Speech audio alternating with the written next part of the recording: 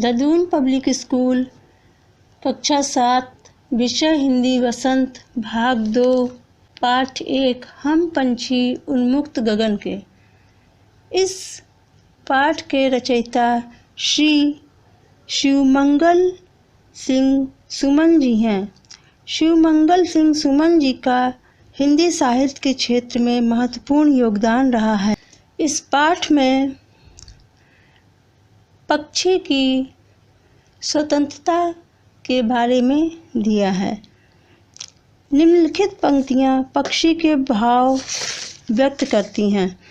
इन पंक्तियों में कवि ने गुलामी की अपेक्षा आज़ादी के महत्व को दर्शाया है। इस कविता से पक्षी के भाव व्यक्त होते हैं। पक्षी खुले आकाश में विचरण करते हैं, उन्हें किसी बंधन में रहना कष्टदायक होता है। इन पंक्तियों के माध्यम से कवि ने पक्षी के भाव को दर्शाया है। पहला पद है, हम पंछी उन्मुक्त गगन के, पिंजरबद्ध न गा पाएंगे, कनक तीलियों से टकराकर पुलकित पंख टूट जाएंगे। पक्षी खुले आकाश में विचरण करते हैं, उन्हें उड़ना अच्छा लगता है क्योंकि यह इनकी स्वाभाविक विशेषता है। वे पिंजरे के अंदर रहकर मधुर गीत नहीं गा पाएंगे क्योंकि गुलामी में रहकर कोई खुश नहीं रह सकता है, अर्थात पंछी पिंजरे में रहकर खुश नहीं रह सकते हैं। यदि वह सोने की सलाखों के अंदर उड़ने का प्रयास करते हैं तो उनके कोमल पंख टूट जाएंगे। आगे है, हम बहता जल पीने वाले मर जाएंगे भूखे प्यासे, कहीं भली है कटुक निबौरी कनक कटोरी की मैदा से। पक्षी कहते हैं इन्हें बहता नदी का मीठा जल पीना अच्छा लगता है।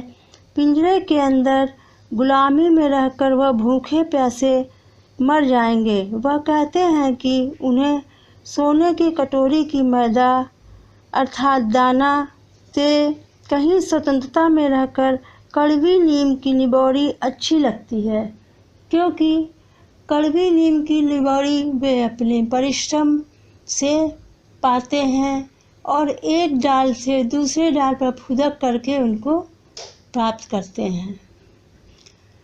अगला पद है, स्वर्ण श्रृंखला के बंधन में अपनी गति उड़ान सब भूले, बस सपनों में देख रहे हैं तर की फुनगी पर के झूले। बच्चों, इस पद का तात्पर्य है पक्षी सोने के जंजीरों के बंधन में रहकर अपनी स्वाभाविक प्रक्रिया अर्थात गति तथा उड़ना सब भूले हैं। वह वृक्षों की शाखाओं की कोमल फुनगी पर बैठकर झूला झूलने का स्वप्न देख रहे हैं, अर्थात अपनी आज़ादी का स्वप्न देख रहे हैं। आगे है, ऐसे थे अरमान की उड़ते नीले नभ की सीमा पाले, लाल किरण सी चोंच खोल चुगते तारक अनार के दाने। पक्षी की इच्छा है कि वह नीले आकाश में उड़ते रहें तथा सूर्य की लाल किरणों जैसी लाल चोंच खोलकर अनार जैसे तारों के दानों को खा लें, अर्थात उनको चुग लें। ये उनकी इच्छा है। आगे, होती सीमाहीन क्षितिज से इन पंखों की होड़ा होड़ी, या तो क्षितिज मिलन बन जाता या तंती सांसों की डोरी। बच्चों, कवि कहते हैं कि पक्षी की इच्छा है कि वह अपने पंखों की स्पर्धा करके सीमाहीन क्षितिज तक पहुंच जाए। सीमाहीन जिसकी कोई सीमा न हो, क्षितिज जहाँ पर पृथ्वी और आकाश ऐसा प्रतीत होता है मिलते हुए दिखाई देते हैं, तो पक्षी की इच्छा है कि सीमा के पार तक उड़ते उड़ते पहुंच जाएं, उड़ते उड़ते क्षितिज की सीमा तक पहुंच जाएं और यदि वो नहीं पहुँचते हैं तो उसके प्राण निकल जाएंगे, अर्थात वह मर जाएगा। बच्चों, आगे का पद है, नीड़ न दो चाहे टहनी का, आश्रय छिन्न भिन्न कर डालो, लेकिन पंख दिए हैं तो आकुल उड़ान में विघ्न न डालो। कवि कहते हैं कि पक्षी की इच्छा है कि वह स्वतंत्र रहे, वह खुले आकाश में उड़े। इसके लिए उसके आश्रय, घोंसला तथा टहनी को भी नष्ट कर दिया जाए तो उसे दुख नहीं है, लेकिन उसके पंख हैं, उड़ना उसकी स्वाभाविक प्रवृत्ति है, इसलिए उनकी स्वतंत्रता उनसे न छीनी जाए। और उनकी उड़ान बेचैन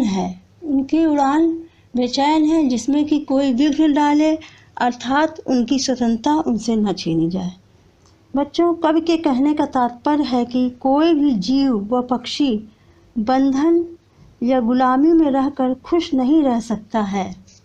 इस पाठ के कठिन शब्द हैं उन्मुक्त, जिसका अर्थ है खुला, पुलकित, प्रसन्न, कटुक, कड़वी,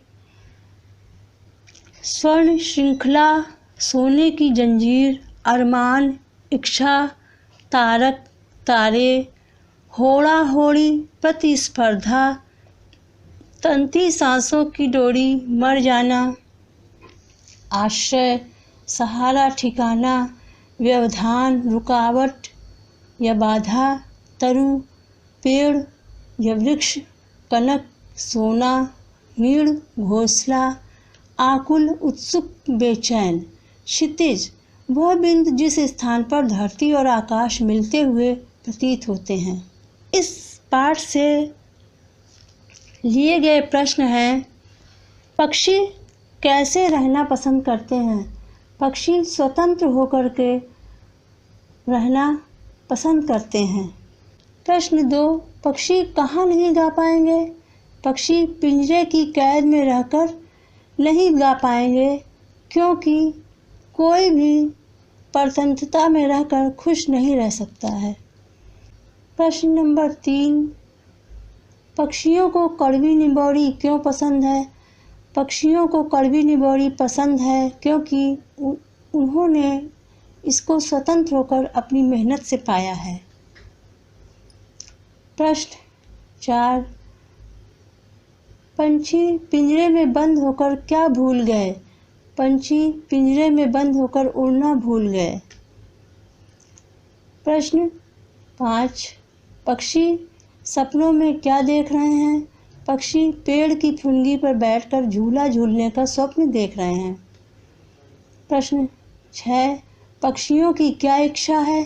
पक्षियों की इच्छा खुले आकाश में स्वतंत्र होकर उड़ने की है, क्योंकि पक्षी का उड़ना इनकी स्वाभाविक प्रवृत्ति है। प्रश्न 7, पक्षी क्या करना चाहते हैं? पक्षी खुले आकाश में अपने पंखों की प्रतिस्पर्धा करना चाहते हैं। प्रश्न 8, पक्षी उन्मुक्त रहकर अपनी कौन सी इच्छाएं पूरी करना चाहते हैं? पक्षी उन्मुक्त रहकर अपनी इच्छाएं पूरी करना चाहते हैं। 1, खुले आकाश में उड़ना चाहते हैं। 2, कड़वे और मीठे फल खाना चाहते हैं। 3, बहता हुआ जल पीना चाहते हैं। 4, पेड़ की सबसे ऊंची डाली की कोमल फुनगी पर बैठकर झूला झूलना चाहते हैं।